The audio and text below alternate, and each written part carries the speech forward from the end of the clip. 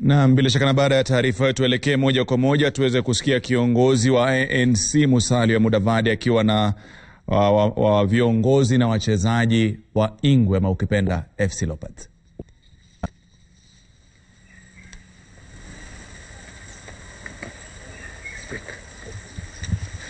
Okay, thank you so much for joining us this afternoon. We have a very critical ceremony here with the AFC Leopards fraternity. We are joined here by the chairman, Mr. Dan Shikanda, his office, the secretary, the treasurer, and the CEO, and also representatives of the team players through the captain and two of his colleagues, the goalkeeper and a defender. They are all with us here. They'll say something briefly. And most important as well, we are joined here by the Honorable Alfred Sambu, MP for Webuye East. But apart from that, it is very symbolic that Alfred Sambu is here. We call him Abiola, Chief Abiola in the soccer circles, because he was the longest serving chairman of AFC Leopards and perhaps the most successful one until Dan Shikanda does better. So we want to do something very important here. COVID has affected so many people, so many sectors, and the sports sector has not been spared either. And a lot of our young men and women who are involved in sports are suffering in many different ways because they are not able to participate the way they normally participate.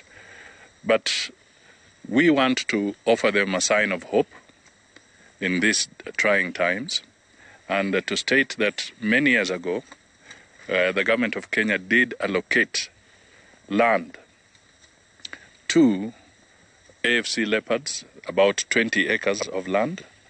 They also allocated to Gor Mahia. These were the two leading teams, and we have some historical background to that with Mheshimiwa Sambu as well. But the difficult times and the challenges of sports in this country, and particularly the soccer, has made it difficult for AFC Leopards to pay the required stand premium and charges for them to have their land processed.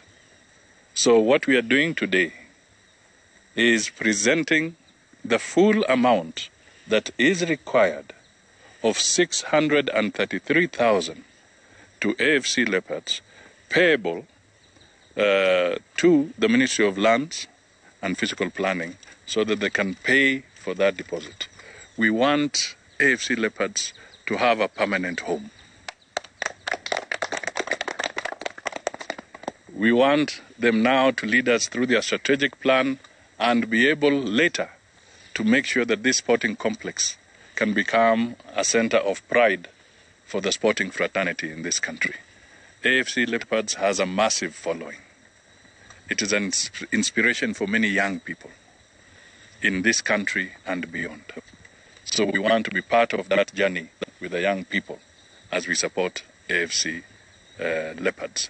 So today, this check is going firmly into the hands of the chairman of AFC Leopards. This is the symbolic one, but the actual one is here with the covering letter for them to go and pay that amount. Now, once we are done with this, I will give none other than my elder brother, Alfred Sambu, a moment to also give his blessings. Because many years ago, when he was chairman of AFC Leopards, I used to be the patron. And we worked very well together. And we intend to continue working together whenever it is in the public interest and whenever it is in the interest of AFC Leopards. So let me give a few minutes to my brother, Chief Abiola. Thank you. Alfred Sambu. Thank you. To say something, and then we now hand over to the leadership of AFC Leopards to lead us through as we proceed. Thank you. Thank you, Mheshimiwa. First of all, I must say,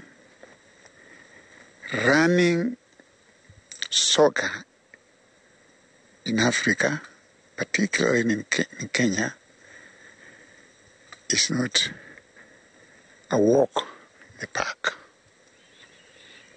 It's a very, very expensive affair, running soccer, particularly in Kenya.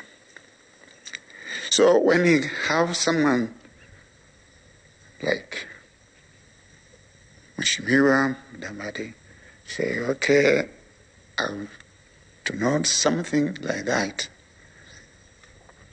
I think I say to you, thank you very, very much. Na bila shaka nafikiri ni taarifa njema kwa mashabiki wa AFC Leopards, wachezaji na usimamizi. Angalau sasa hivi watakuwa na kitu cha kutumia wakati taifa linapambana na makali ya COVID-19, na pia mipango ya kesho na kesho kutwa AFC Leopards imedokezwa kiasi na Musalia wa Mudavadi.